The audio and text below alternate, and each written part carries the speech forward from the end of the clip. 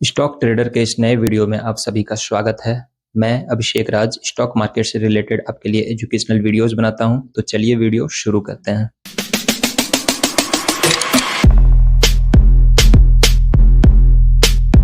तो आज के इस वीडियो में हम लोग बात करने वाले हैं टेक्निकल एनालिसिस के बारे में कि टेक्निकल एनालिसिस क्यों किया जाता है, कैसे किया जाता है और इसका यूज कहाँ कहाँ होता है।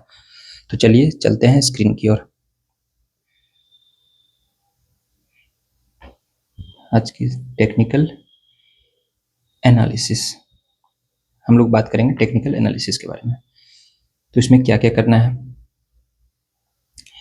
तो टेक्निकल एनालिसिस काम किस काम आता है। तो जैसा कि मैंने आप लोगों को पहले बताया था कि ज़्यादातर शॉर्ट टर्म डे ट्रेडिंग में या फिर स्विंग ट्रेडिंग में काम आता है। स्विंग ट्रेडिंग में काम आता है। उसके अलावा इसमें आप क्या कर सकते हैं, इससे क्या पता कर सकते हैं। इसमें आप लोग चार्ट्स को देखते हैं, उसके पिछले डेटा और वॉल्यूम को देखकर हम लोग उसके फ्यूचर प्राइस को प्रेडिक्ट करते हैं। फ्यूचर प्राइस को प्रेडिक्ट करते हैं। यह प्रेडिक्शन हम लोग चार्ट्स को देख के कर सकते हैं। तो इसमें किन किन बातों का ध्यान रखना होता है, क्या क्या देखना होता है, आइए उन बातों को जानते हैं। पहला पॉइंट है चार्ट्स को समझना, अंडरस्टैंडिंग द चार्ट्स। चार्ट्स को समझना, जितना आप चार्ट को समझेंगे, उसके साथ समय बिताएंगे, उसके साथ खेलेंगे, उतने ज़्यादा आप मार्केट को अच्छे से समझ पाएंगे। तो चार्ट्स को समझना, एक जब कैंडल का फॉर्मेशन होता है, किसी भी कैंडल का जब कैंडल बनता है तो उसमें एक हाई होता है, एक लो होता है, एक क्लोजिंग प्राइस होता है,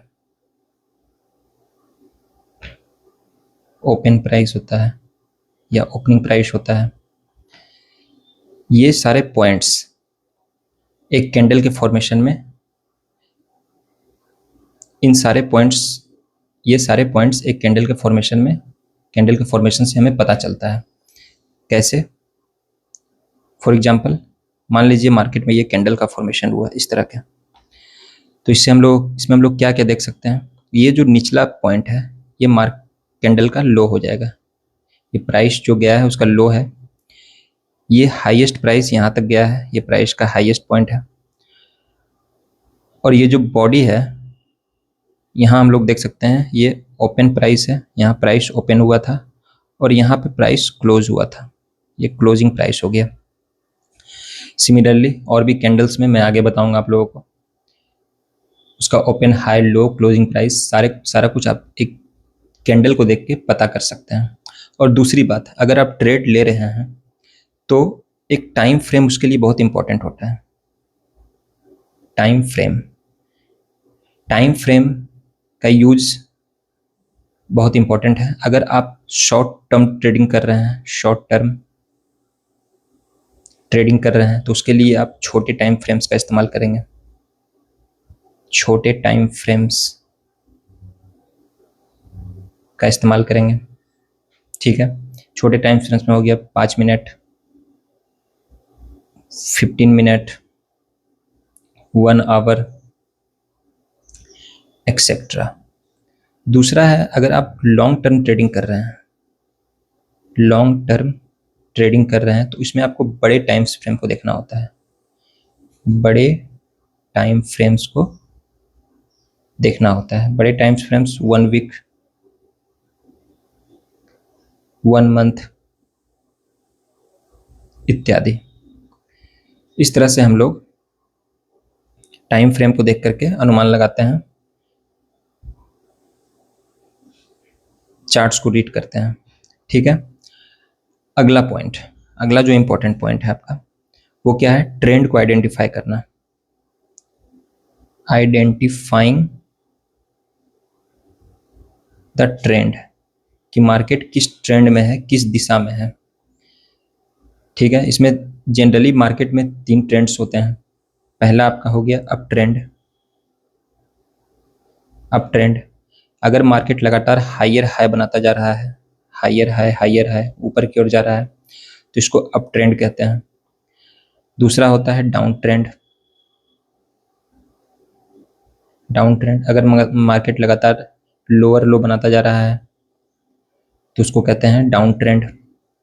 और तीसरा होता है साइडवेज मार्केट।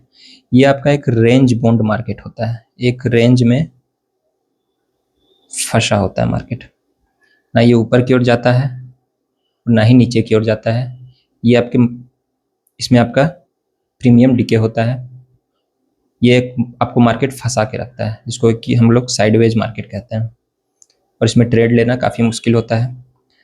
तीसरा पॉइंट हम लोग क्या देखते हैं, क्या यूज करते हैं टेक्निकल एनालिसिस में, टेक्निकल इंडिकेटर्स को। टेक्निकल इंडिकेटर्स का यूज करते हैं। टेक्निकल इंडिकेटर्स बहुत सारा होता है।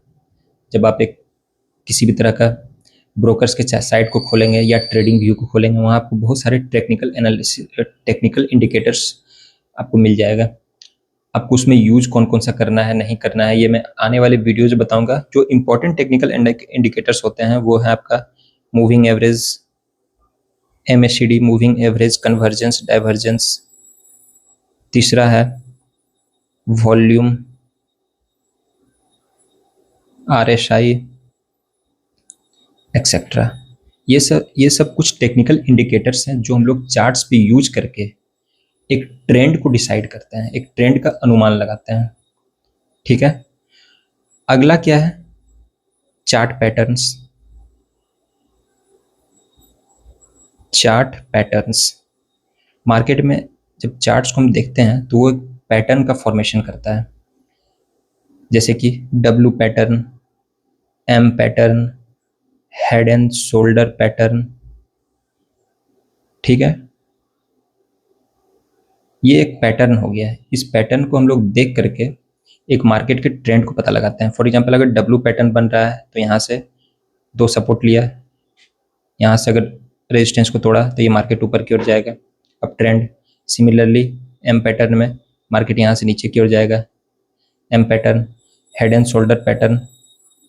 इस तरह से बहुत सारे पैटर्न्स होते हैं जो हम लोग आने वाले वीडियोज में समझेंगे अच्छे से।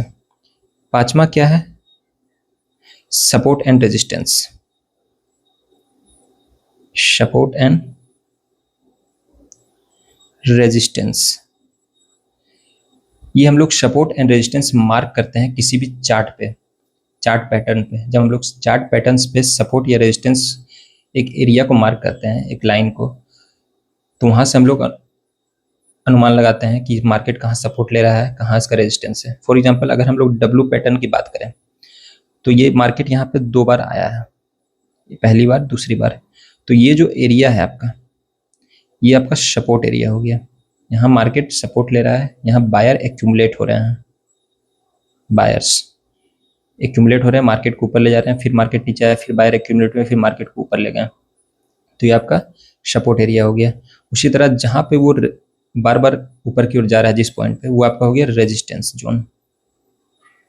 रेजिस्टेंस जोन ये हम लोग अच्छे से समझेंगे आने वाले वीडियोज में। छठा पॉइंट क्या है, तो चलिए 5 पॉइंट हो गया।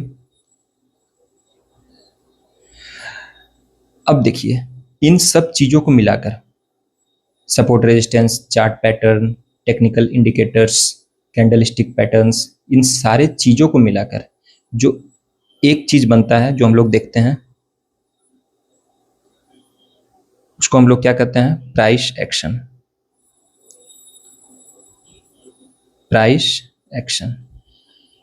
पहला तो अगर आप ट्रेडिंग कर रहे हैं तो आप प्राइस एक्शन को देखकर करते हैं, जिसमें आप सपोर्ट, रेजिस्टेंस, कैंडलस्टिक पैटर्न्स वगैरह वगैरह बहुत सारी चीजों को देखते हैं।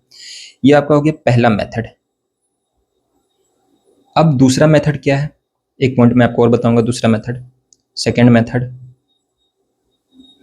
मेथड आपका हो गया डिमांड एंड सप्लाई का।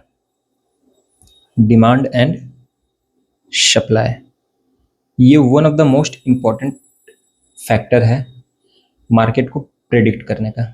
क्योंकि मार्केट हो या कोई बिजनेस हो, जिस भी चीज का डिमांड अगर हाई होता है, किसी भी चीज का अगर डिमांड हाई है तो उसका प्राइस बढ़ेगा, प्राइस ऊपर की ओर जाएगा।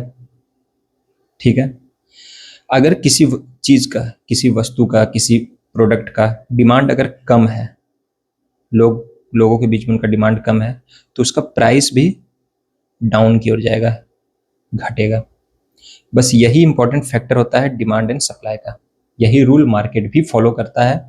और डिमांड एंड सप्लाई में आपको क्या करना होता है, एक डिमांड जोन को मार्क करना होता है मार्केट के अंदर, डिमांड जोन, एक सप्लाई जोन को मार्क करना होता है, सप्लाई जोन को। मैं आपको दोनों बताऊंगा, डिमांड जोन और सप्लाई जोन, और प्लस प्राइस एक्शन, दोनों चीजें मैं आप लोगों को बताऊंगा। और आपको जो बेहतर लगे उसको आप यूज करके ट्रेडिंग या इन्वेस्टिंग कर सकते हैं। तो अगर आपको ये वीडियो अच्छी लगी हो तो इसे लाइक, शेयर एंड सब्सक्राइब जरूर करें। तो मिलते हैं अगले वीडियो में, तब तक के लिए take care and bye bye.